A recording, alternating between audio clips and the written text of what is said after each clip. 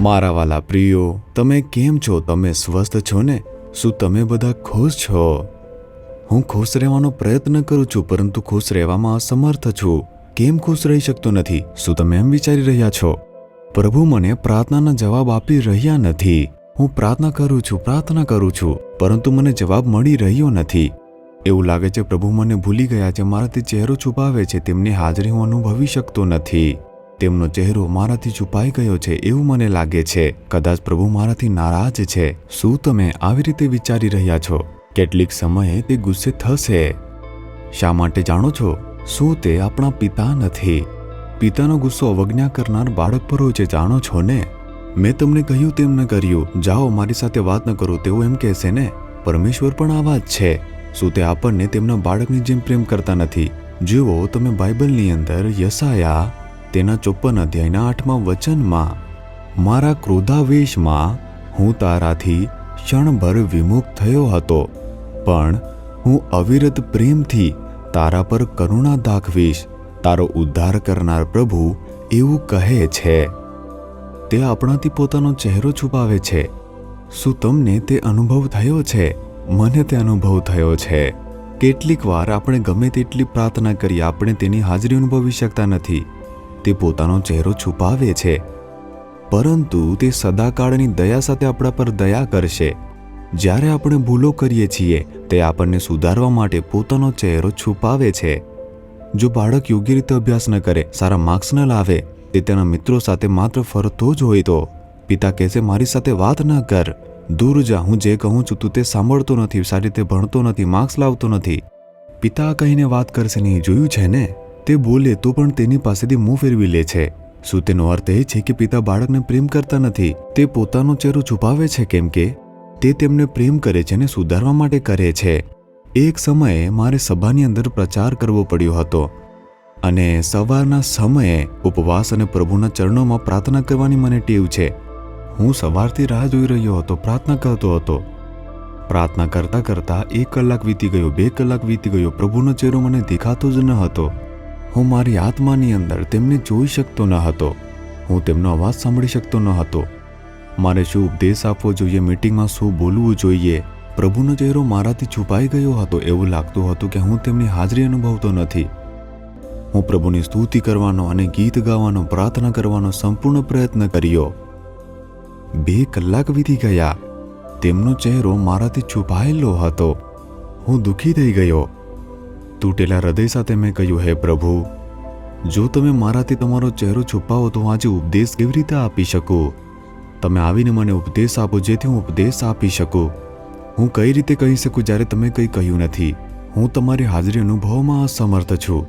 આંસુ સાથે મેં પ્રભુને કહ્યું, ખોટું હશે તો કહેજો પ્રભુ, હું મારી જાતને સુધારીશ. પ્રાર્થના કર્યા પછી તરત કહ્યું, પુત્ર, જો તારા હૃદયની ઊંડે સુધી કડવાશ ભરેલી છે, એમ કહ્યું, તારા હૃદયની અંદર એક વ્યક્તિ પ્રત્યે ખૂબ જ કડવાશ ભરેલી છે. જો તું તારા હૃદયમાં આ કડવાશ સાથે મને પ્રાર્થના કરે છે તો હું કેવી રીતે પ્રગટ થાઉં અને બોલી શકું ને ઉત્તર આપી શકું? કડવાશનું પાપ તારા હૃદયમાં આવી ગયું છે પુત્ર. તે મારો ચહેરો છુપાવે છે, તેથી મેં મારો ચહેરો તારાથી છુપાવ્યો છે. મારે શું કરવું જોઈએ પરમેશ્વર? એ કડવાશ બહાર આવવી જોઈએ પ્રભુ. જાઓ અને સંબંધિત વ્યક્તિ પાસેથી માફી માંગો.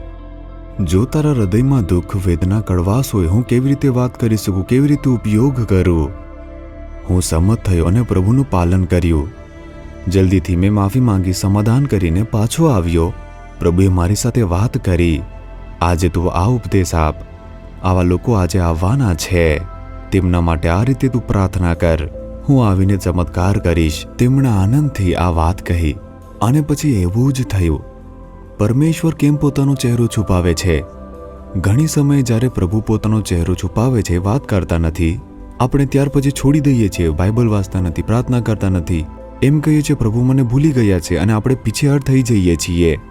તમારે પ્રભુની હાજરીમાં જવું જોઈએ અને પોતાની જાતને સુધારવા પ્રતિબદ્ધ થવું જોઈએ. પ્રભુનો ચહેરો કેમ છુપાઈ ગયો છે? શા માટે પ્રાર્થનાનો જવાબ મળતો નથી? ત્યારે પ્રભુને મારા પ્રત્યે થોડું દુઃખ છે. ત્યાં કંઈક છે જે મારે સુધારવું પડશે. તેને સુધારવા માટે પ્રતિબદ્ધ થાઓ. એ છોડીને તમારે પ્રભુથી વધુ દૂર જઈને વિનાશની શોધ કરવી ન જોઈએ. જો તમે વિચલિત થાઓ છો તો શેતાન તમને પકડવાનો માર્ગ શોધતો રહે છે. તે તમને ધીમે ધીમે દૂર ખસેડશે, તમારા જીવનનો નાશ કરશે. તેથી પરમેશ્વર એક ક્ષણ માટે પોતાનો ચહેરો છુપાવે છે, પરંતુ શાશ્વત કરુણા સાથે તે આપણા પર દયા કરશે. તે આપણી સાથે વાત કર્યા વિના રહી શકતા નથી. તે આપણને સાકાર કરવા, સુધારવા અને આપણી સાથે વાત કરવા માંગે છે. આપણા પાપના લીધે તે પોતાનો ચહેરો છુપાવે છે. આપણી સાથે વાત ન કરે તેમને કેટલું દુઃખ થાય છે ખબર છે? તે વિચારીને રાહ જોશે કે હમણાં તે આવશે, પસ્તાવો કરશે. આજે તેના વિશે વિચારો. તમે કોઈ રીતે પ્રભુને દુઃખી કર્યા છે.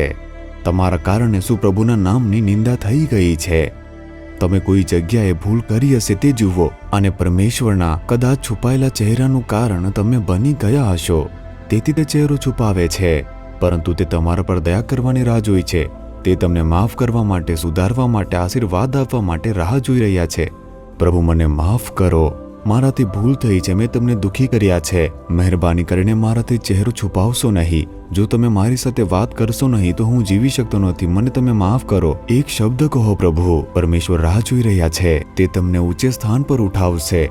તે તમને ધોશે, સાફ કરશે અને આલિંગન આપશે. કેવળ તે જ આપણા પાપોને બદલી શકે છે. તે પરિવર્તન કરશે, સુધારશે અને આપણી સાથે વાત કરશે. તે નિત્ય કરુણા સાથે આપણા પર દયા કરશે એમ કહે છે. હે પરમેશ્વર, તમે મને માફ કરો. મારી જે ખામીઓ છે, જે ભૂલો છે તેને માફ કરો. તમારા માટે દુઃખ અને વેદના લાવનાર કાર્યો માટે મને માફ કરો પરમેશ્વર. મારાથી તમે પોતાનો ચહેરો છુપાવશો નહીં. તમે મારા પર સદાની કૃપાથી દયા કરશો. તમે એમ કહ્યું છે પ્રભુ. મારા પર તમે દયા કરો. ઈશુના નામમાં. આમીન, આમીન.